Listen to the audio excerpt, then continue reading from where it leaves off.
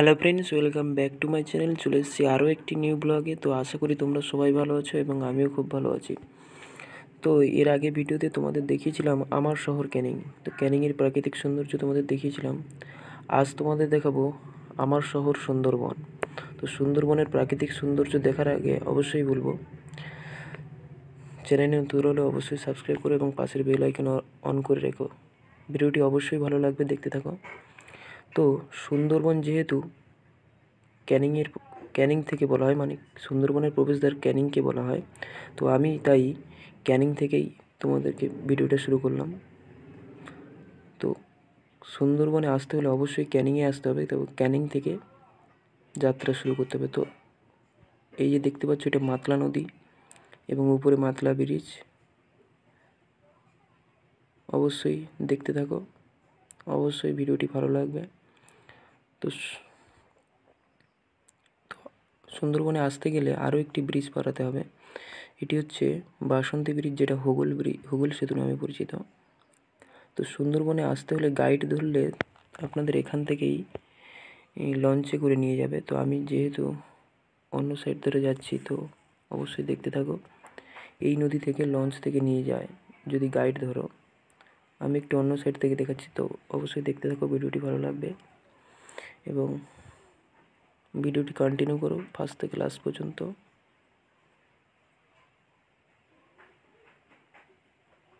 নতুন কিছু দেখতে পাবে এবং নতুন কিছু জানতে পারবে।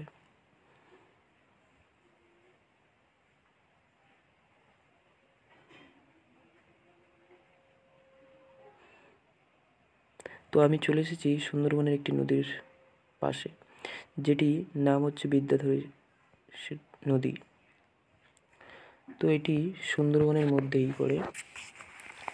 সুন্দরবন, যেখানে জলে কুমির, ডাঙায় বাঘ, যাকে বাংলা ভাষায় বহুল প্রচলিত সুন্দরবন।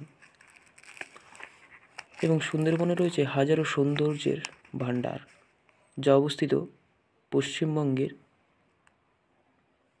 24 জেলার মধ্যে। এবং সুন্দরবন 1987 সালে বিশ্ব ইউনেস্কো স্থানের স্বীকৃতি লাভ করেছিল।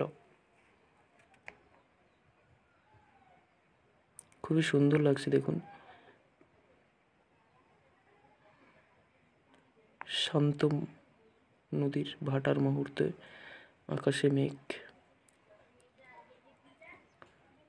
তবে আমাদের দ্বীপে পারাপারের জন্য এই নৌকো ব্যবহার করতে হয়। দেখুন, খুবই সুন্দর লাগছে মুহূর্তটা। এবং কারা কারা এই নৌকোতে উঠেছে আগে কমেন্টে জানিও। এক দ্বীপ থেকে অন্য দ্বীপে যেতে গেলে এই নৌকোয় উঠতে হয়।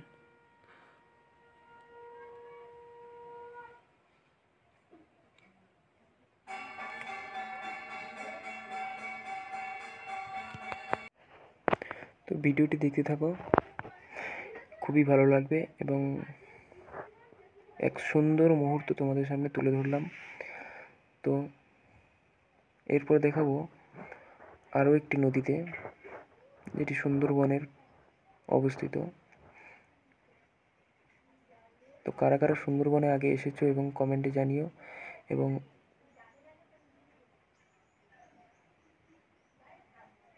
সুন্দরবনে এই একটি নদী, এটিকে পঞ্চমুখী নদী বলা হয়। নদীর 5টি মিলনস্থল এক জায়গায়।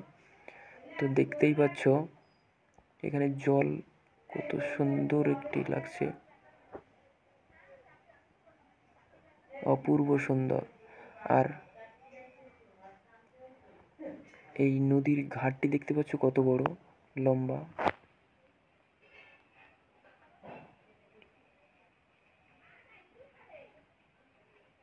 আর দূরে যে জঙ্গল দেখা যাচ্ছে, ওই জঙ্গলে বাঘ থাকে। আর লঞ্চগুলো দেখা যাচ্ছে, ওগুলো ট্যুরিস্ট লঞ্চ। দেখুন জোয়ার ভাটার মুহূর্ত, জোয়ারের জল।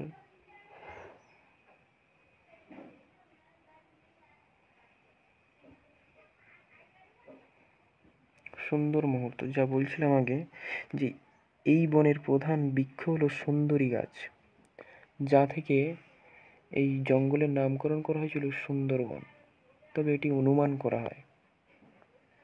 এই বন প্রায় 10,000 বর্গ কিলোমিটার জুড়ে রয়েছে এবং এখানে রয়েছে প্রায় 334টি প্রজাতির উদ্ভিদ। এই 10,000 বর্গ কিলোমিটারের মধ্যে কিছুটা আবার বাংলাদেশেও রয়েছে। তো ভিডিওটি ভালো লাগলে এবং ইনফরমেশনগুলি কাজে লাগলে অবশ্যই লাইক, কমেন্ট, শেয়ার করো এবং চ্যানেল নতুন হলে অবশ্যই সাবস্ক্রাইব করো।